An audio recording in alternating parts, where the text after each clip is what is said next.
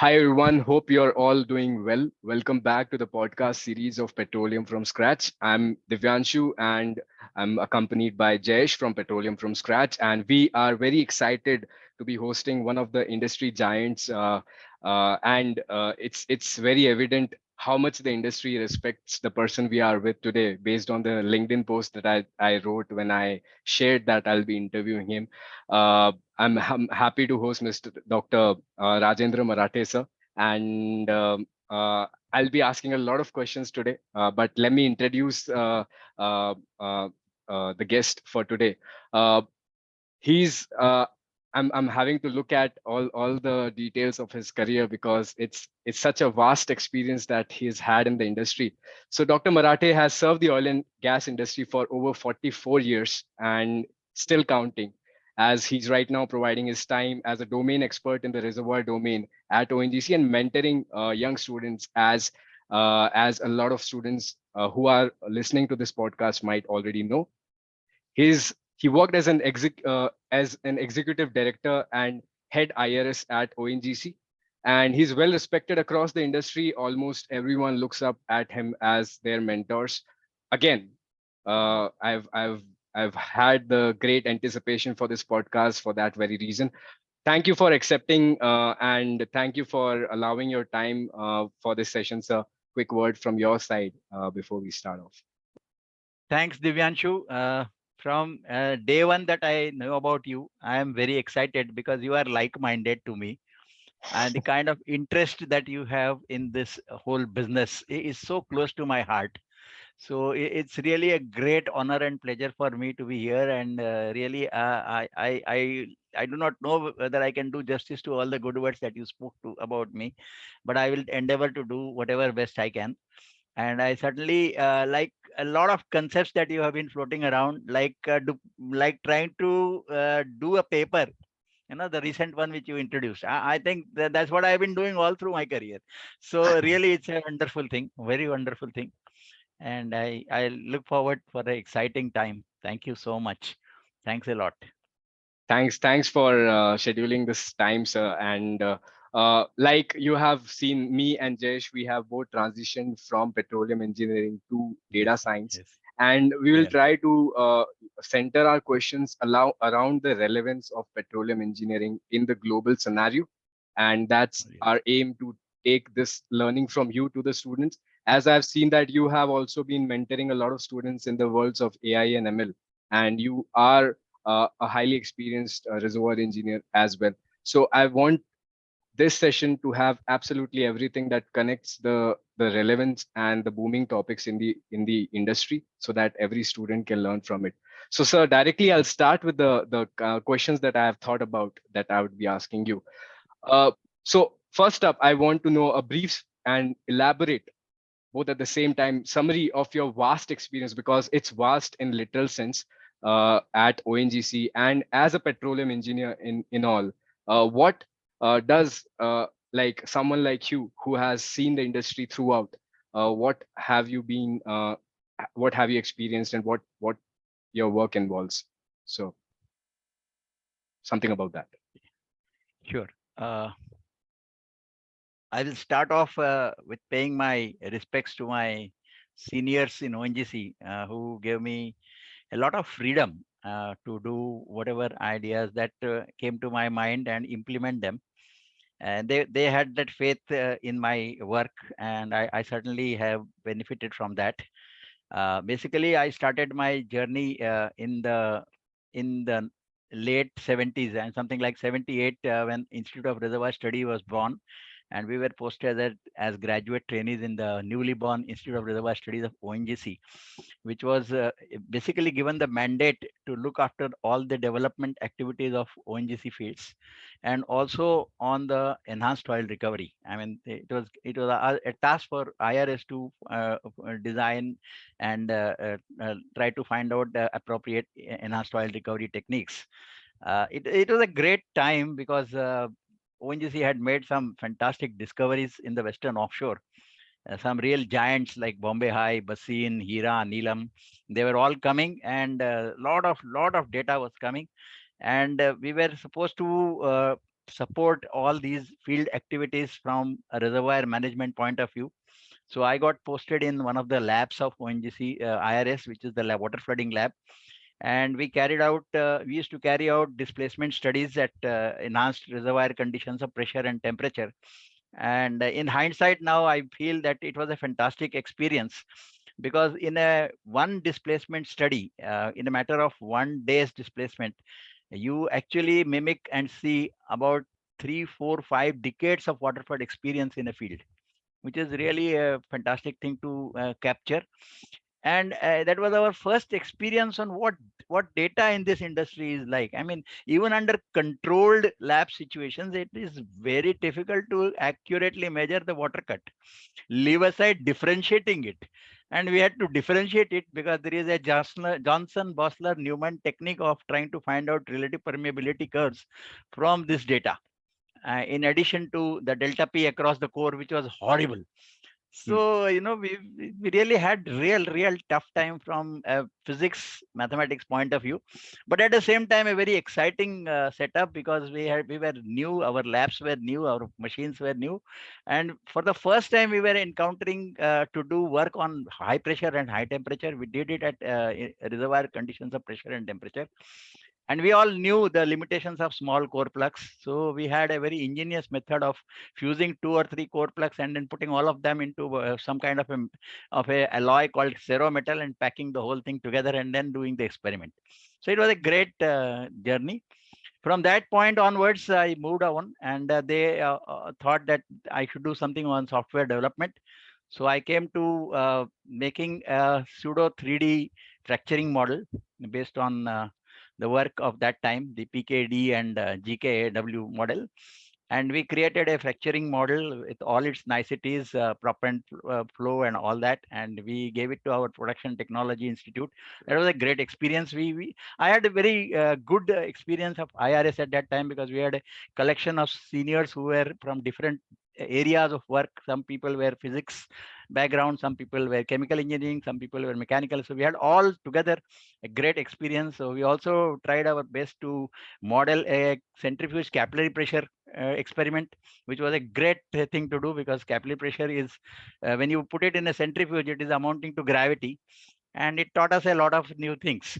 So I picked up, I mean, Fortran was the language that we were taught at our college level. So Fortran is what I pursued. And it wasn't easy, because we had to go all the way to ISRO to run our programs. But that was fine. I mean, initial days. So this mhm, is how I carried on my journey. After that, I was posted to Bombay offshore, which was the field experience, and that was a great experience in itself.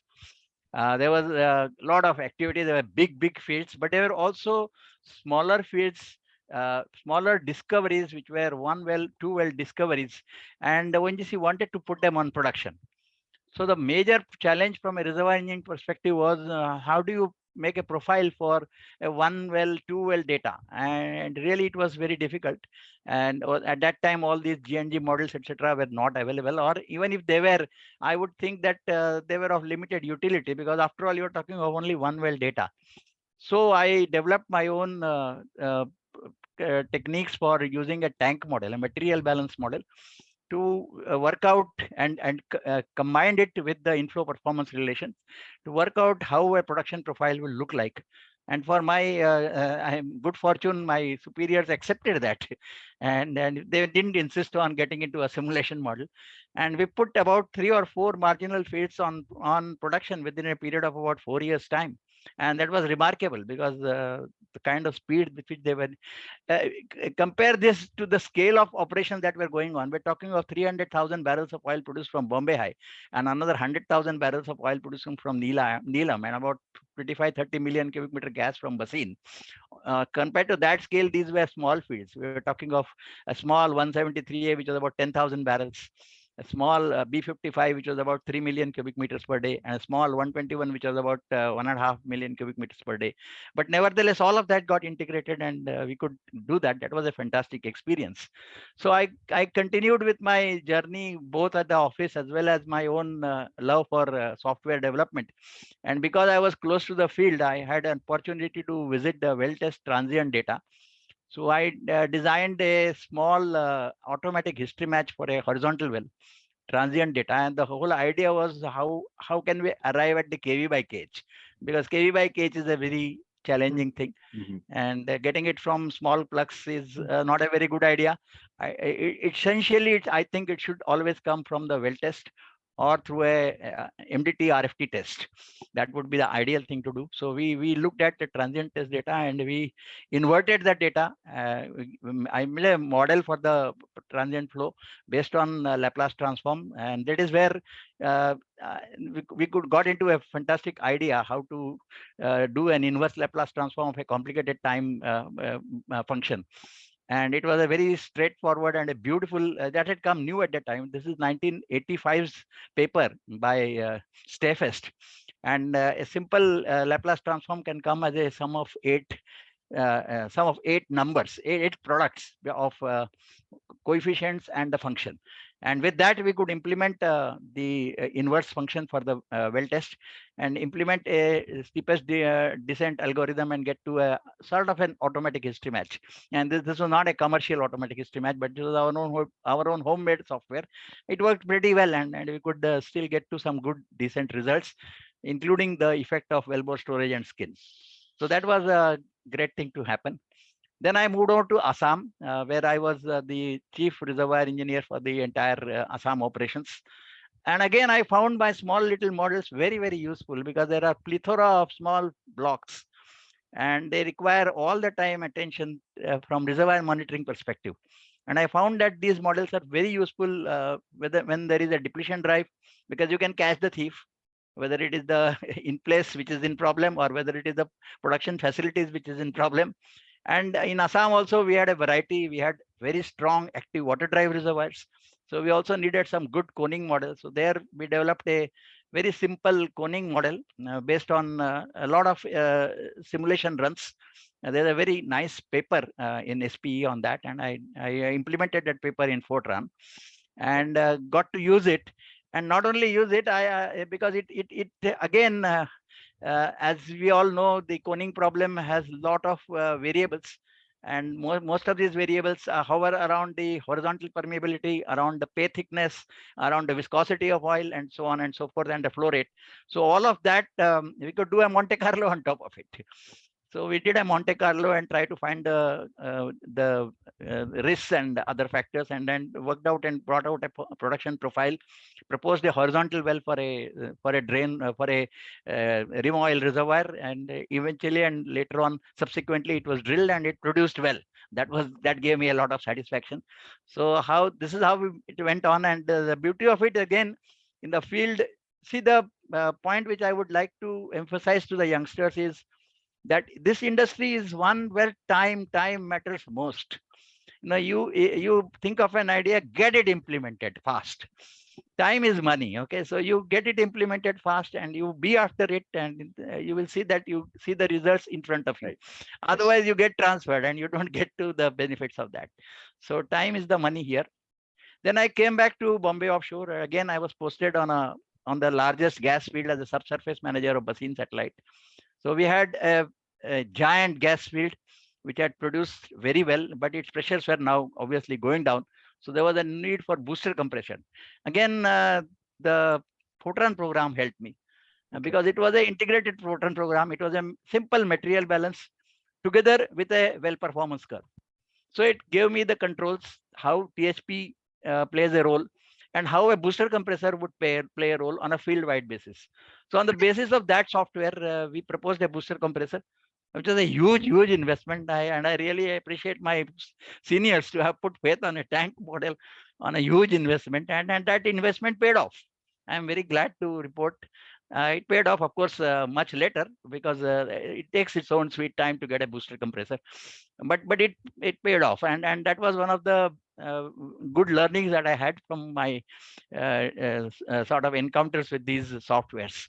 So that continued as I went to IRS as its head. In the meanwhile, I had completed my PhD on streamline modeling, and I could use that model for waterflood management in many of our small blocks. Because it is extremely time consuming to run a complete simulation model. And after that also there is a lot of hanky panky. You don't know where exactly the flood front is. Whereas this particular model was based on a simple superposition principle, superposition of line source solution with the boundary condition on arbitrary shape of the reservoir, and this was solved by a singular value decomposition of the attendant matrix, which was a rectangular matrix with more number of rows and less number of columns. So we solved the whole problem, and we could use it very nicely to picturize where is the leftover oil and where exactly to place the infill locations, where to do the workhorse, where to put the sidetrack wells. So it helped a lot, and I could bring up a good group in IRS to work on various of these problems. So that was one of the good things to happen. And the main lesson that I learned is what the synergy of the whole aspect. I mean, whether it is subsurface work or whether it is overall work, basically it depends on a lot of interdisciplinary faith. So I used to bring together all the people together, whether they are from G&G background, whether they are from petrophysics background, or whether they are from reservoir modeling background. All of them, all meetings were to be held together with every one of them. So that was the basic thing that I learned there. And then I went back to the assets again as asset manager. And the scope increased a lot because I had a lot of administrative responsibilities. But despite of that, because of my very excellent team support, I could still contribute a little bit to my programming love. And after retirement, of course, I won full blast on it. But of course, I had to learn a new language called Python. So I Yes. learned this new language and tried to teach also some of the people to the best of my ability. And my whole idea was to try and give them some examples of their real life petroleum rather than a housing prediction problem or some other problems, which are Yes. definitely very useful and that way. So this is in a nutshell, or maybe in fact it's a longish one. But what happened all through these 3 or 4 decades, and at the end of the day, this is what gives me a lot of satisfaction that at the end of the day, I could at least come out with a few ideas. So Yes, sir. thanks for A So I'm great motivation. great motivation, and I'm really glad that the session is being recorded, because this 10-minute period I will have to write down Revisit, on yeah. revisit, Revisit that. because we always wondered while studying what a petroleum engineer actually does. And this experience is kind of the one that me and Jesh, like, given we have an inclination towards physics and math and coding and all, this is the kind of petroleum engineering experience that if we wanted to have, we would love to have. So that's really great. And the impact that you mentioned at every point, the simple baseline models that kept on helping you. And given the programming was not readily available at that time, you said you had to go to ISRO or something for yes, running. yes, The computers were yes, not there. So yes, I yes, think that makes us the today's generation feel so powerful, because our computers are right now with us. And yes, yes, the time aspect you just mentioned, that's why I yes, started with it. Our great professor, Mr. Rajiv Upadhyay at ISM, yes, yes, uh, yes, yes, and yes. he was the I know one. him.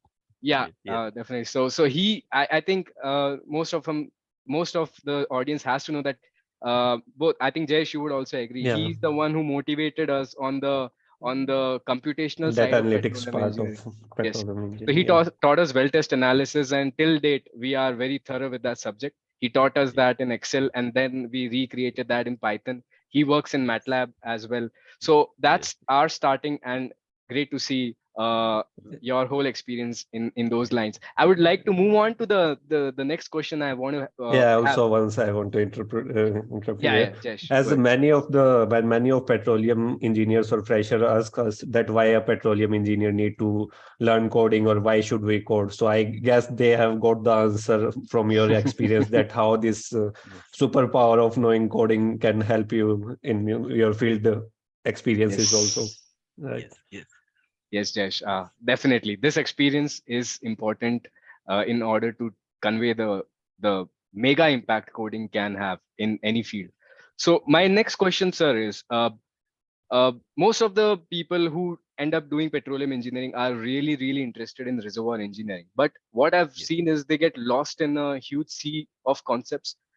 What I personally believe is direction is important, the topics that are relevant in the industry. So, yes, my next question is, what yes, topics in reservoir engineering do you think in today's era one must focus on to be industry ready, so that industry looks at them that, yeah, I need these kind of reservoir engineers?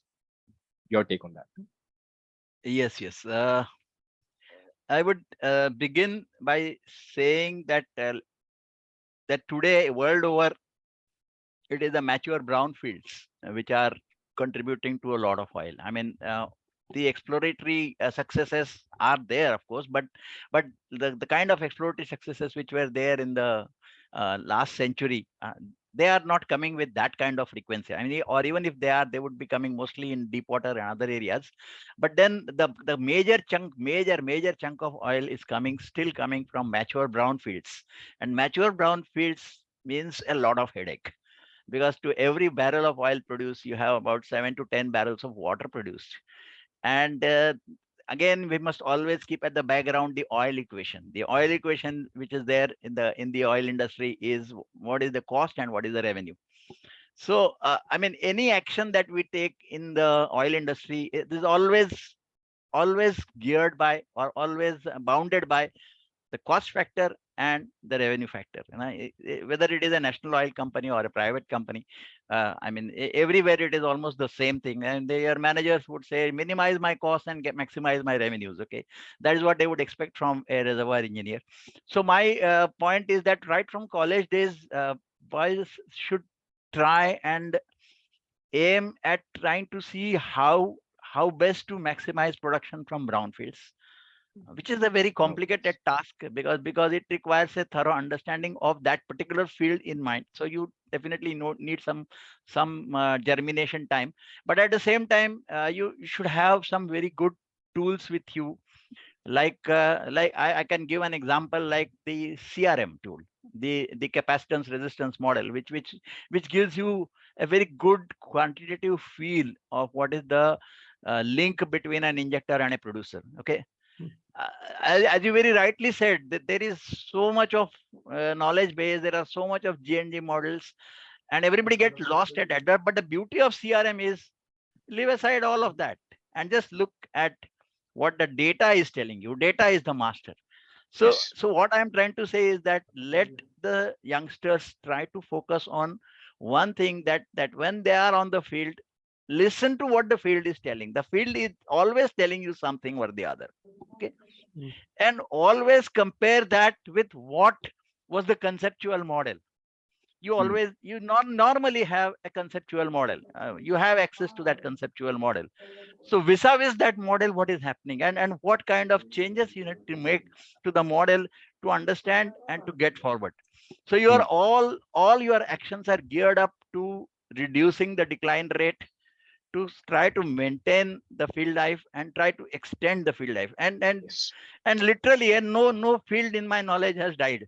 It Hmm. still continues, and it continues means there is always some hope there. Okay, and most of these fields, fortunately, in our experience, are multi-layered reservoirs. So Hmm. today, they are getting they are producing from layers which are the most prolific layers, but there are some other layers which we were never tapped. So we should always look for that. So that means, in general, your inquisitiveness and your total focus should be there. You should have a broad view, and also try to understand that oil production is not simply a subsurface issue. It is not simply one AH5 multiplied by SOR minus Hmm. SOI minus SOR. No, it is not simply that. It is also the role of the surface facilities, whether you can produce this kind of liquid or not, whether you have got the infrastructure to produce this kind of liquid or not, and what kind of investments you need to do that, and how you can keep this infrastructure always up to date. So you always have to work along with your production or surface counterparts, the production engineers basically, and also try to learn from them all the various techniques of optimization in terms of well performance, whether it is gas lift optimization, whether it is stimulation, whether it is well to well optimization, or whether it is facility to facility optimization. Also, other infrastructures like pipelines, leaking pipelines are a huge problem. Okay. Hmm. Similarly, leaking injector lines is a huge problem all over industry. I mean, it's not specific to any company. And the havoc that it creates in terms of HSE is too high. So Hmm. my at the end of the day, I mean, coming back to your basic question, My suggestion to the youngsters is, go to the industry with a broad mind. Yes. Go to an industry and not simply as a reservoir engineer. You go as a overall perspective, a reservoir engineer, a geophysics, a logging man, as well as a production engineer, and also a maintenance man, to understand that the net oil production is a function of all of this. And of course, on top of everything, the drilling man, because Right. after all, your source is coming from the drilling. Right. So this is what I wanted to submit here. Great. Great. So the conclusion, if I may, is Yes, look at yes, the topics which will generate revenue, impact, yes, safety. yes, So yes, these are the yes. kind of objectives you must have. Objectives, And yes. I think I there was this session where I did things I would tell my younger self, where I actually advise students, and I want to know if you agree, is look at petroleum engineering as engineering first and petroleum second. Like, you are being an Yes, engineer, yes, yes, yes, try to yes, deal yes, with it. And that's what yes, yes, my recent yes, discussions with a lot of students, youngsters, yes, yes, they want yes, to yes, do Darcy's law. They want to do some kind yes. of very bookish kind of, Fundamental. Yes, yes, but yes, the yes, reality is not that. The reality, yes, like you yes, you really said, go yes. there as a maintenance man as well. So Yes, that's the yes, broadness. yes, uh, yes, very yes, well, so very well. So brings me to my next question, and that's I mean, one of my favorite questions that I was excited to ask you is, how can how can a petroleum engineer market themselves more like someone who knows a lot of math, someone who knows a lot of physics? My question to rephrase is, how can physics and math from within the oil and gas upstream be translated to other industries or other areas of the world, so that the world knows us more like people with good physics and math acumen doing some petroleum jobs, so that the world knows that we are versatile engineers, good marketing for ourselves as well? Because right now the image of petroleum engineering at a huge scale is that it's a very niche field. But my understanding of this is, we study a lot of chemistry, we study a lot of math as well. yes, So yes, what's yes. your take on that? Yeah, but Yeah, just yeah. adding one more thing, as Yes, yes, Diyanshu yes, said, as a petroleum, and yes, especially in upstream sector, they yes. only consider that they know there is a narrowing in the branch or something. So Yeah. how Yeah, does yeah, physics and math can help yeah, students? yeah. I think yes, the question is very much valid. But now petroleum engineers have to think of themselves as energy soldiers. Yes. Now, a vast area is opening up in terms of renewable energy, in terms of geothermal, in terms of gas hydrates. I mean, these are some of the areas which are still okay. They are again part of petroleum engineering, but then they are not so much applied. So in the current context, they're now getting a lot of fillip.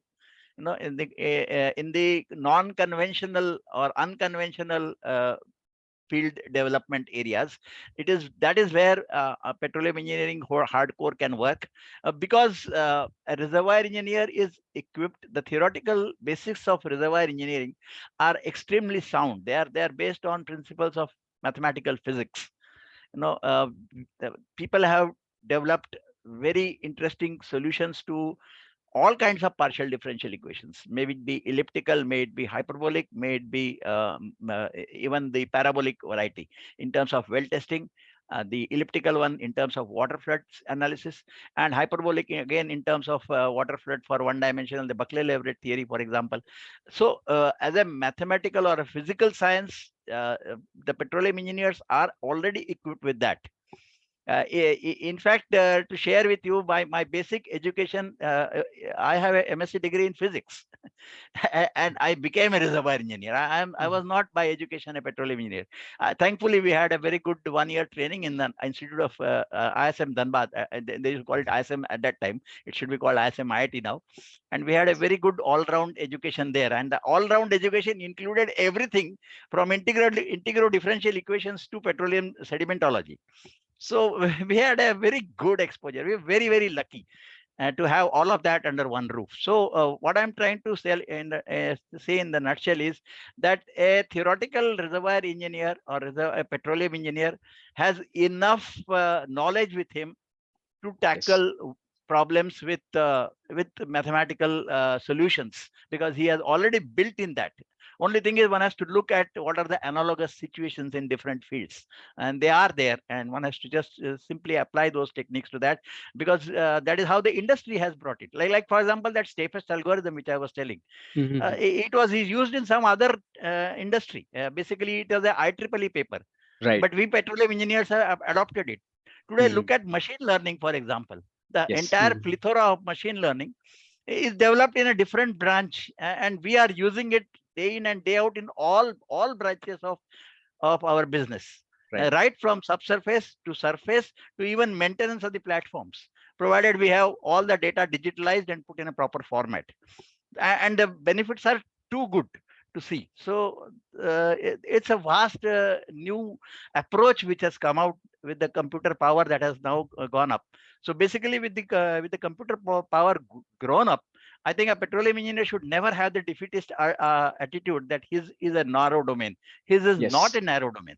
His is, if on top of it he has a machine learning or deep learning experience, I think nothing better than that, because then his knowledge base is much Mm. wider, because he knows that what applies for a housing problem applies for a permeability prediction problem exactly Mm. the Right. same way. So that is how it works. Yes, sir.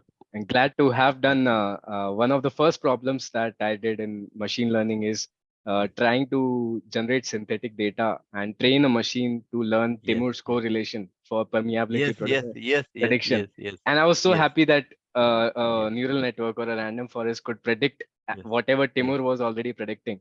So that's yes, when I yes, thought, yeah, this is something to do.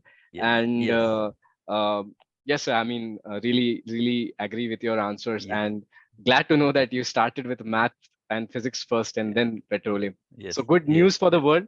Watch out for yes, us. We are not just limited engineers. yes, I would yes, like to take a quick 2 minute pause here, sir, and then yes, we yes, will yes, yes. go back with detailed questions. Sure, And sure, yes, sir. Okay. So quick sure, 2 minute pause and we'll be back. sure.